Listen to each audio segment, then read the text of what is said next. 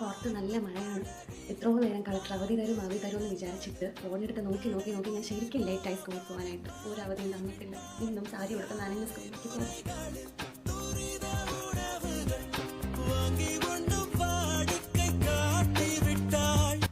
Just ഒരു ഐലൈനറും ലിപ്സ്റ്റിക്കും ഒരു പൊട്ട് മഴയില്ല. അങ്ങനെ ഈ സാരിയാണ്. ഇതാകുമ്പോൾ ശരിക്കും ഉടുക്കാനും എളുപ്പമാണ്, നനഞ്ഞാലും പെട്ടെന്ന് ഉണങ്ങും. അതുകൊണ്ട് അമ്മയുടെ ഈസി ആയിട്ട് എടുക്കാൻ വേണ്ടിയിട്ട് മഴ ആയതുകൊണ്ട് എടുത്തിട്ട് വന്ന സാരി.